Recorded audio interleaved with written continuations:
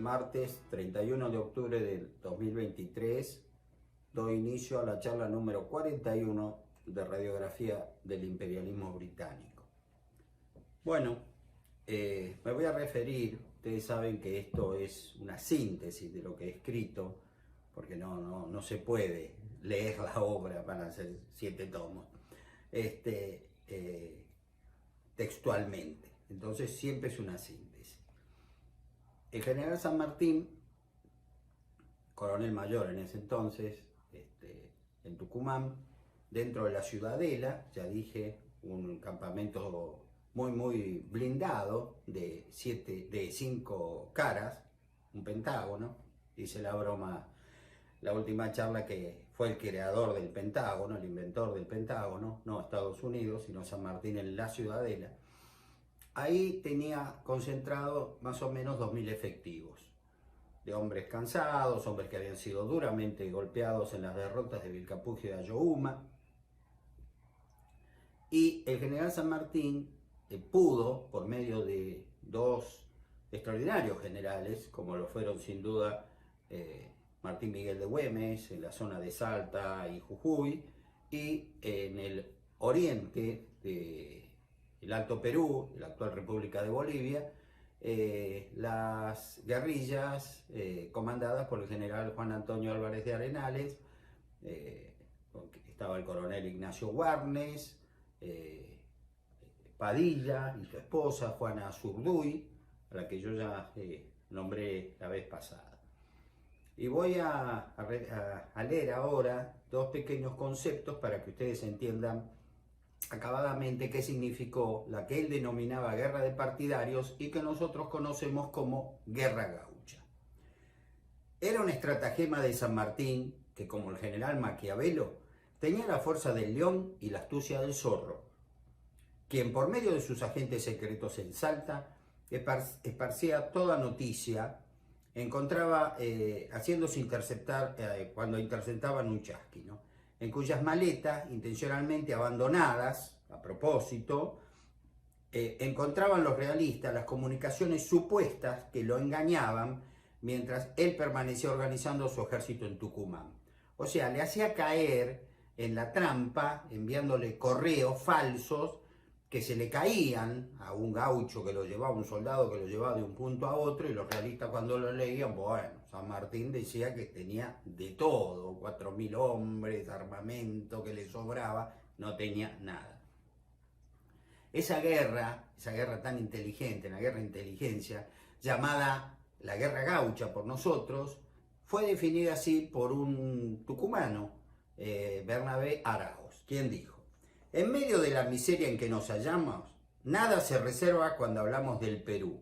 Salta hará lo mismo que Tucumán y nunca se pondrán a ser batidos, porque siempre haremos la guerra que nos enseñó el general San Martín. Para todo esto contamos con buenas caballadas y con gente que no conoce el miedo. Y eso era cierto. Sintéticamente, estas fuerzas guerrilleras obtuvieron 2 grandes victorias. El general Güemes, le digo general Güemes, en ese entonces teniente coronel, para no volverlos locos, ¿no? Ya para locos bastante tenemos con la actualidad. General Güemes va a vencer a un extraordinario enemigo realista que curiosamente había nacido en Salta.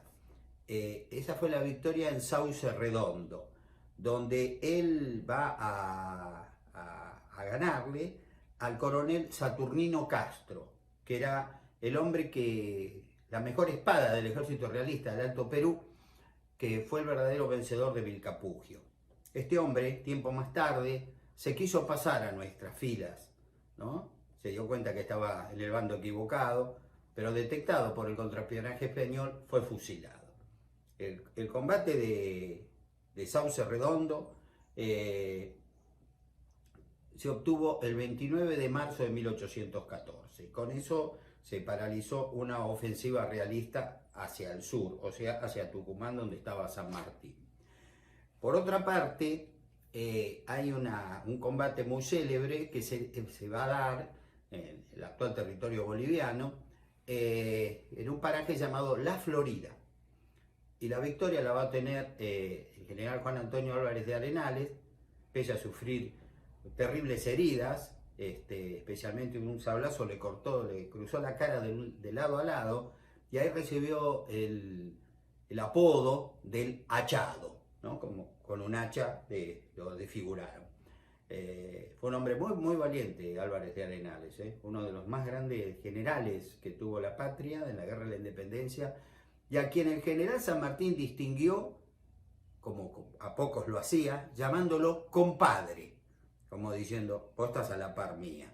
Y la verdad, hizo muy, muy bien el padre de la patria, porque Álvarez de Condarco, claro que estaba a la par de San Martín, en valentía, sin comentarios. Esa batalla se va a librar el 25 de mayo de 1814. Fíjense, 4 años de nuestra revolución. Y para inmortalizarla, a una calle de Buenos Aires se le puso en principio La Florida y luego quedó Florida.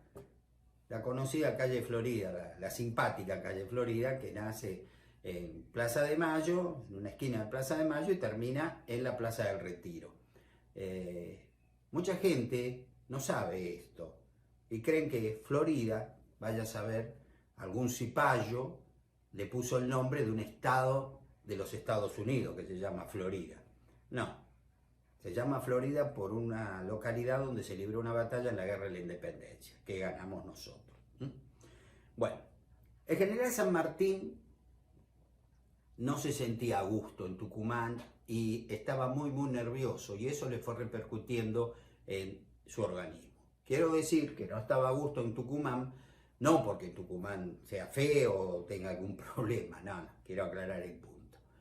Él estaba, digamos, a disgusto, porque decía, yo por acá nunca voy a poder llegar a Lima, porque cuando me internen en el Alto Perú vamos a ser derrotados.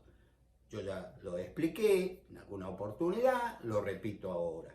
Las grandes derrotas del ejército argentino en la Guerra de la Independencia, Vilcapugio, Ayohuma, Sipe, Venta y Medio, Puente del Marqués, todas se dieron en el Alto Perú, porque nuestros caballos no resistían la altura. Y cuando daban una atropellada, una carga de caballería, muchos de ellos al poco tiempo caían muertos, no tenían oxígeno, no aguantaba el corazón y se morían. Entonces no funcionábamos por ahí. San Martín dijo, por acá no vamos a hacer el camino de Perú. San Martín estaba tan molesto, tan nervioso por lo poco que tenía, por el temor que tenía que Pezuela avanzara con todo. Pezuela tenía 4.000 hombres, nosotros con suerte juntábamos 2.000, que empezó a sufrir vómitos de sangre. Y vómitos de sangre, se sintió tan mal que va a delegar el mando en el general Fernández de la Cruz, un gran hombre, un hombre sin ambiciones personales, que le pidió, mire general, yo tomo el mando, pero lo tomo sin que nadie se entere, como usted que tiene un pequeño problemita. Bueno, general San Martín va a descansar en un lugar de Tucumán llamado Las Ramadas, donde al tiempo el médico le decía, usted acá no, necesita otro clima, un clima, bueno, la cuestión que el general San Martín se va a trasladar a Córdoba, que en ese entonces llamaba Córdoba del Tucumán, a una finca de una localidad llamada Saldán, donde él ahí se va de a poquito se va a ir curando, o sea, alejado del mando, ¿no? Alejando de los problemas. Allí va a recibir la noticia de que Carlos de Alvear, sobrino del nuevo gobernante que tenemos ahora, que era el director supremo, ha obtenido la victoria de Montevideo. Y San Martín se puso muy contento porque dijo, es la primera vez que las fuerzas de mar y tierra, digamos, han trabajado en forma coordinada y se ha obtenido esta victoria. Al año de instalada la Asamblea General Constituyente, de la cual apenas la he nombrado y no me voy a meter a explicar todo porque si no esto no termina más. Ya muchos me dicen, ¿cuántas faltan? Parece que se están aburriendo, pero que no. Se va a crear un gobierno unipersonal, el llamado directorio, el director supremo de las Provincias Unidas del Río de la Plata, que el primero asume el 31 de enero de 1814 y es el doctor Gervasio Antonio de Posada. cuyo sobrino es Carlos de Alvear. Fíjense que Alvear cómo va manejando todo, un hombre muy especial, muy ambicioso, pese que era muy jovencito, en ese entonces tenía 24 años, ¿no? Pero bueno, pequeño de edad, pero con una ambición desmedida. ¿Y qué le va a pedir este hombre a su tío? Como tío, ya que te puse, digamos, como presidente, nómbrame comandante en jefe del ejército que sitia Montevideo. Y bueno, sí. Y entonces lo relevan del mando al general Rondó, lo mandan al norte a reemplazar a San Martín, que está enfermo, y Alvear queda al mando de las tropas de Montevideo, que al poco tiempo se rinde. Esa es la noticia que San Martín recibe en Córdoba, en Saldán. San Martín, que tiene la idea, el plan llamado Continental, que es ir a Cuyo, de Cuyo cruzar los Andes a Chile, colaborar con la Revolución Chilena y afianzada esta, ir por barco a Lima, al Perú, le escribe a Posada: mire, yo lo que deseo es que me nombren gobernador intendente de Cuyo. Y bla, bla, bla. Bueno, fenómeno. Se ve que Posada lo conversa con su sobrino. Le dice: mira, San Martín se quiere ir a Cuyo. A Cuyo. Pero sí, tío, que se vaya. ¿Qué va a hacer allá en Cuyo? Nadie creía que San Martín iba a hacer nada importante, les aseguro. Muy poquito. San Martín llega a Mendoza. En el camino que él va en una diligencia, pasa por San Luis y allí se encuentra con el general Pueyrredón, que no sé si ustedes se acuerdan, formaba parte del primer triunvirato, que fue derrocado por una revolución el 8 de octubre de 1812, que en esa revolución tuvo mucho que ver el general San Martín. Vamos a darle el nombre de general, porque si no se van a confundir demasiado. San Martín, en la Aguadita, tal el nombre de la posta, donde llega él, que ha sido nombrado gobernador e intendente de Cuyo, ya en territorio cuyano. San Luis pertenecía en ese momento a Cuyo, igual que Mendoza y San Juan, las tres provincias esas eran la provincia de Cuyo. Se entrevista con Pueyrredón y bueno, liman asperezas que evidentemente tuvieron, porque San Martín participó en el golpe que derrocó al primer triunvirato, y Pueyrredón quedó como diciendo: bueno, lo pasado pisado, lo primero es la patria. Pueyrredón fue un gran patriota, que creo no se le ha hecho la justicia que su actuación merece, que fue héroe de la primera invasión británica, como ya lo expliqué, y va a ser un gran colaborador de San Martín como director supremo. San Martín sigue para Cuyo. Él quiere habitar que le buscan una casa muy austera, muy pequeña, pero el Cabildo de Mendoza dijo: no, ya a usted le tenemos asignada una linda casa, una casa espaciosa, en la cual esperemos que dentro de poco venga también su esposa a vivir acá con nosotros en Mendoza. San Martín, para no desairar a nadie, agradeció la deferencia y fue a habitar esa casa, al lado de la cual se puso a trabajar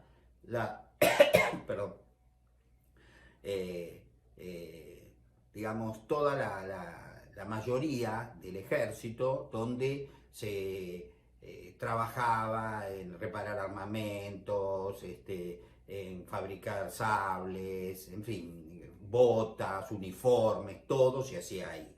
Entonces San Martín, al lado de su casa, iba, caminaba, revisaba todo eso, mientras él pensaba en crear un campamento militar, el Cerradito, cual va a ser el campamento del Plumerillo. San Martín, enseguida que llega, en 1814, en agosto de 1814, tiene la mala nueva, la terrible mala nueva, del desastre de la Revolución Chilena en Rancagua. El sábado 1 de octubre de 1814 son derrotados en esa ciudad del sur de Chile, las fuerzas comandadas por el general Bernardo O'Higgins. Entonces a San Martín, su plan original, que era armar un ejército bastante competente en Cuyo, cruzar los Andes, colaborar con la Revolución Chilena, que por supuesto lo iban a recibir con los brazos abiertos, venían refuerzos. Ahora la situación ha cambiado. Ya tiene que preparar no un pequeño ejército, tiene que preparar un gran ejército, va a ser el ejército de los Andes, y de allí el general San Martín tiene que cruzar los Andes y del otro lado lo van a estar esperando los españoles, que no es lo mismo que lo hubieran esperado los chilenos revolucionarios. Los chilenos revolucionarios le iban a tirar flores, los españoles le iban a tirar con todo lo que tenían para pararlo en la cordillera, porque a San Martín le tenían miedo. ¿Y saben por qué? Por el gran prestigio que San Martín tenía en el ejército español. Es decir, que no cruce, que lo tenemos que parar en la cordillera, ¿sí? Y San Martín decía, yo voy a cruzar, pero para eso los tengo que engañar. Y para eso va a montar algo que va a ser fantástico, que me voy a referir a lo mismo, parte de lo mismo, no creo que lo termine en un día, que es la llamada Guerra de Zapa. Una guerra de inteligencia única en la historia del mundo, por la cual San Martín va a lograr que los españoles se distribuyan en cientos de kilómetros, en todos los pasos, sin saber por dónde este hombre iba a pasar, ni cuándo, ni cómo, pero lo hizo. Y eso verdaderamente como argentinos nos tiene que enorgullecer, y de paso les quiero aclarar una cosa. Está mal cuando a muchos, a veces por una cuestión diplomática, en discursos, se refieren al ejército de los Andes como una fuerza argentino-chilena. No, señores, por favor, el ejército de los Andes es una fuerza militar argentina. De 4.500 hombres, solo hubo una veintena de chilenos que participaron de la misma. No podemos pensar que por eso es una fuerza de dos países. No, era Argentina. Yo les voy a explicar por qué fue una fuerza argentina.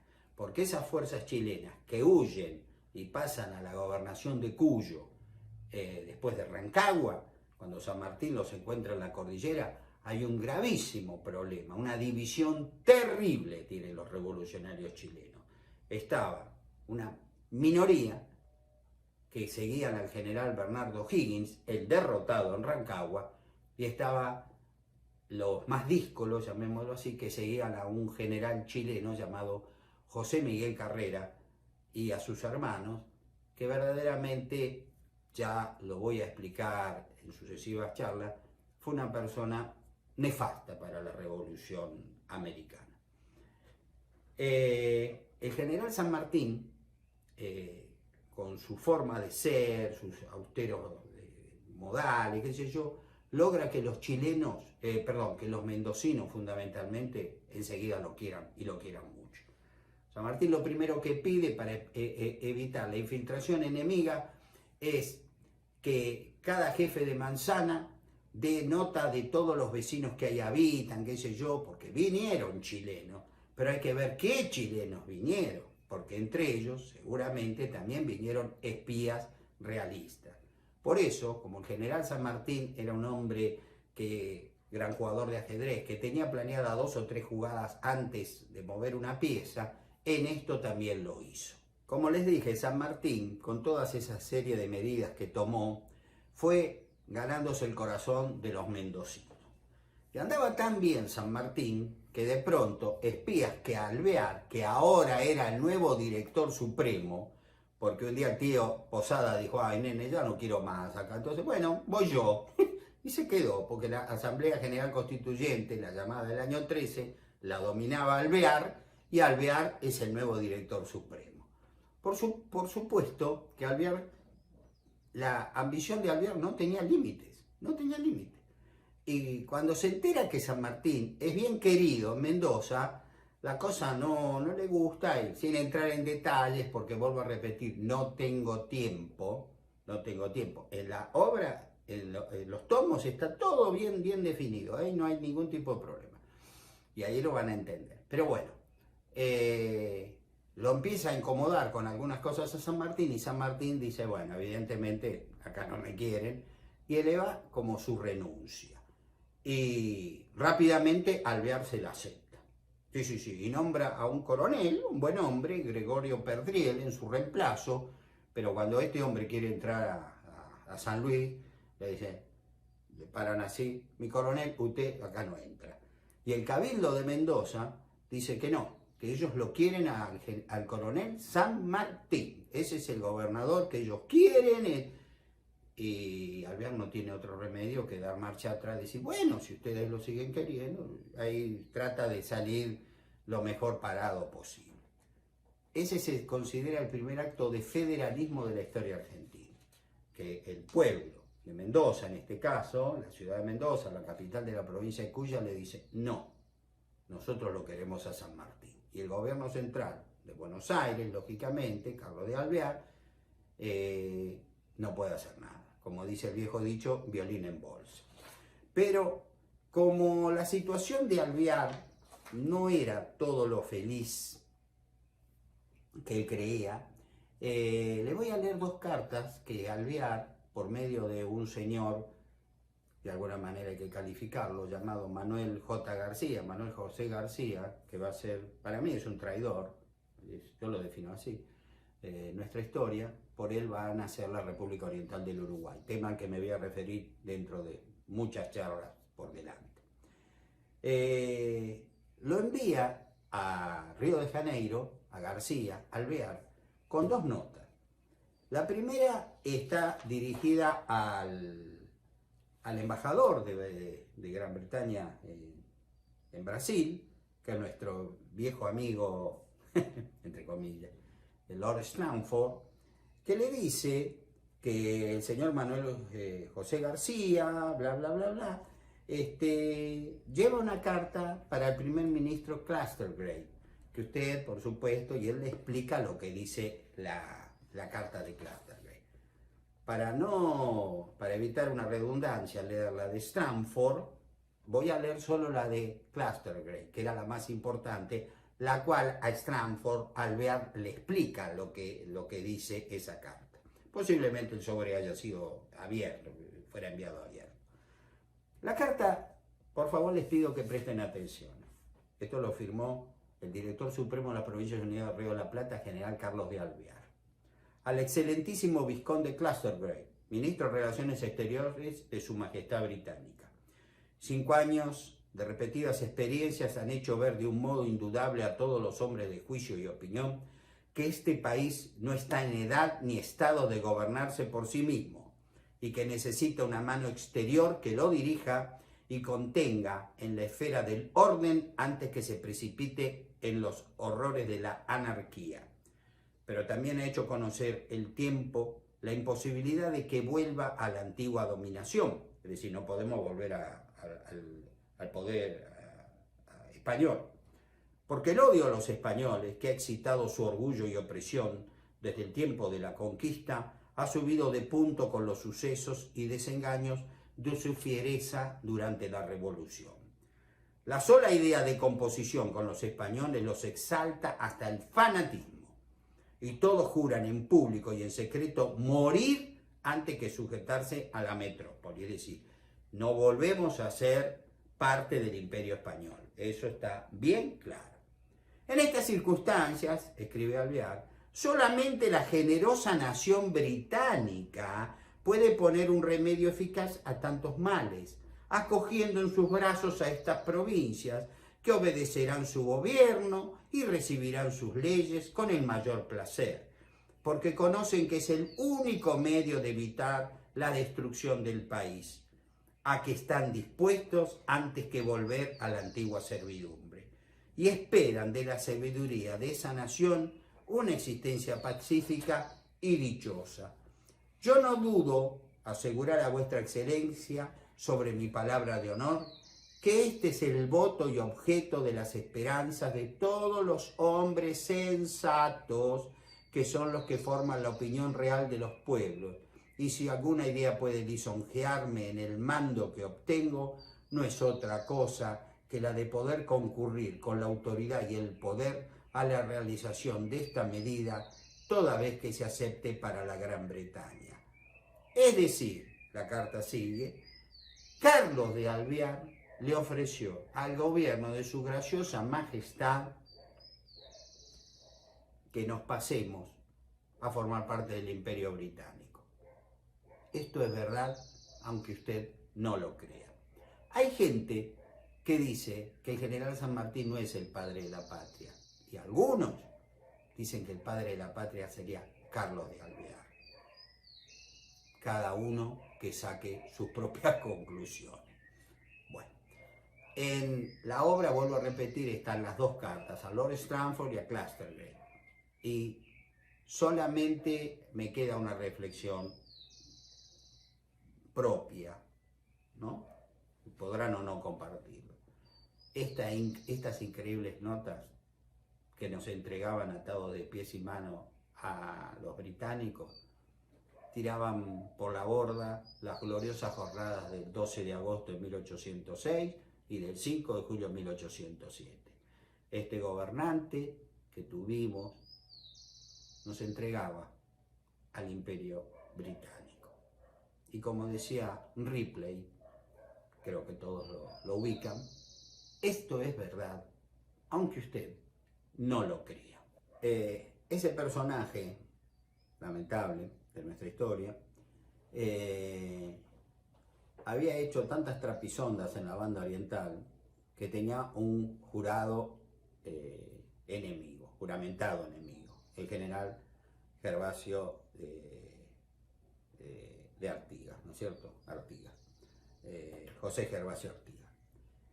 Entonces no tuvo más brillante idea que, mientras por un lado ofrecía estas tierras a Gran Bretaña, de ir a la guerra contra Artigas. Y así fue que manda un poderoso ejército a la provincia de Santa Fe para derrocar a los terratenientes de Artigas, Estanislao López en este caso, luego si de triunfar hubieran pasado a Entre Ríos, luego a la banda oriental, bueno, una cosa de loco, mientras aparte estábamos en guerra contra España, le recuerdo, ¿no? Por las dudas, 1814. La cuestión que la vanguardia del ejército confiado al coronel Francisco Jaffer de Viana estaba al mando de el coronel Ignacio Álvarez Thomas, nacido en el Perú.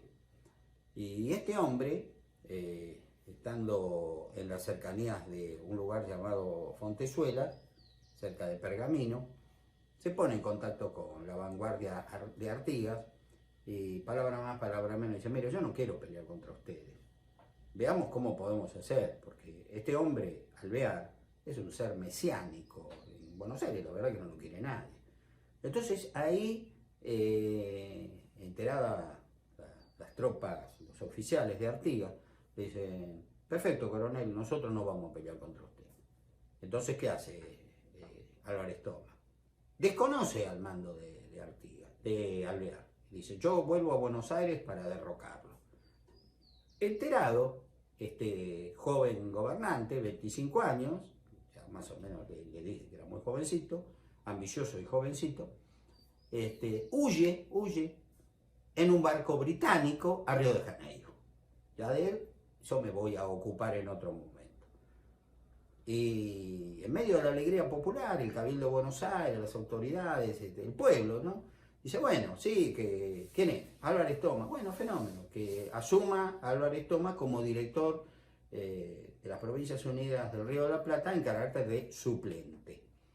Y este hombre, que no tenía ninguna ambición, que fue un gran hombre, sinceramente, en nuestra historia merece un reconocimiento que, como tantos otros, no se le han hecho, dice, es hora que los pueblos se expidan bien qué quieren hacer con nuestra revolución, ¿no es cierto?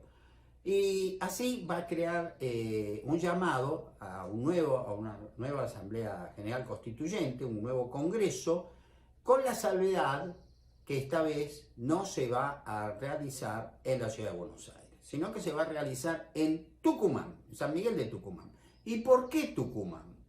Recordemos que el 24 de septiembre de 1812 se libra la célebre batalla de Tucumán, en la que el general Manuel Belgrano salvó a la patria. es la denominada Batalla del Pueblo, esa que yo le conté que pasó de todo, una tormenta, langostas que le pegaban a los soldados que creían que estaban heridos de muerte, lluvia, bueno, cualquier cosa, y que el pobre Belgrano no sabía si había ganado o perdido, pero ganó, y con eso fue una victoria fantástica para la patria, lograda por un hombre extraordinario como fue el general Manuel Belgrano, y repito, se salvó a la patria. Belgrano en Tucumán salvó a la patria. Como homenaje al pueblo de Tucumán, que luchó fieramente con un valor impresionante, con lo que tenían, con boleadoras, con facones, con lanzas hechas con tijeras, yo ya lo expliqué, se dijo, este congreso que dijo Álvarez Thomas, que yo propongo, se tiene que hacer en San Miguel de Tucumán. Y fue acogido muy bien por casi toda la República Argentina en ese momento, pero lamentablemente, por una cuestión muy personal que tenía el general Artigas, no envió las actuales provincias de Entre Ríos, Santa Fe y Córdoba representantes al mismo, porque estaban bajo la influencia del protector de los pueblos libres, como se hacía llamar el general Artigas.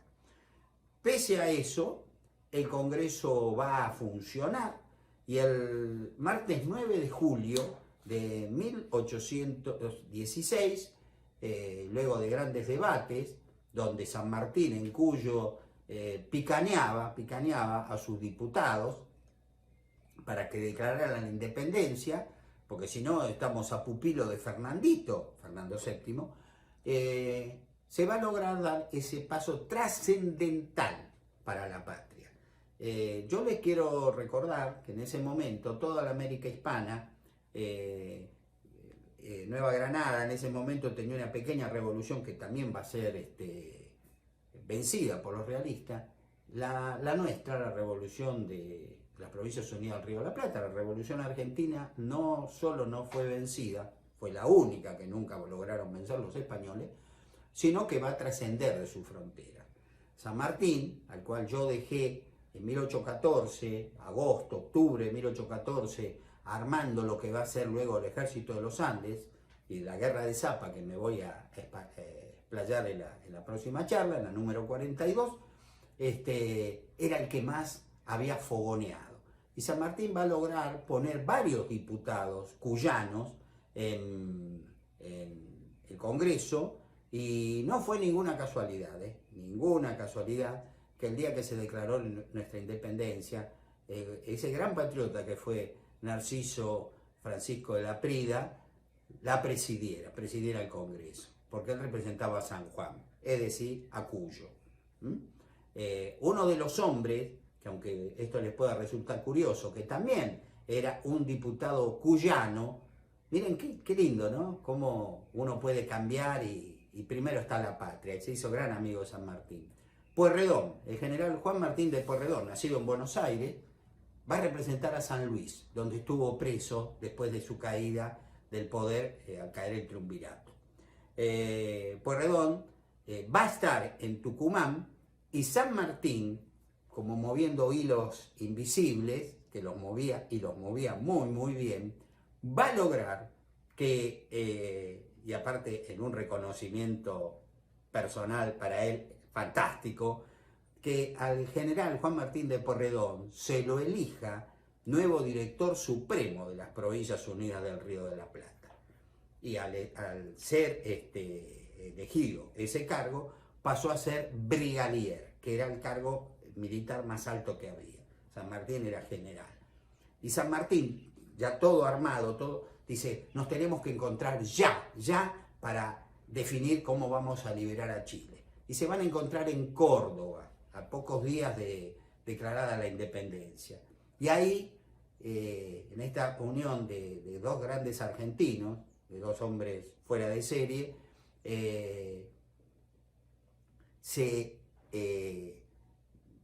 ¿cómo les puedo decir? Se pusieron tan rápidamente de acuerdo que ahí se acordó que todo el poderío de la patria iba a ir a Cuyo para terminar de armar el Ejército de los Andes, con lo cual el general San Martín va a liberar Chile, siendo ese el primer paso del llamado Plan Continental. Si Dios quiere, los espero la semana que viene. Ya estamos en noviembre. Ha pasado rápido el año, pero creo que ha pasado bien. Les mando como siempre un gran cariño y bueno, nos veremos la próxima semana. Buenas tardes.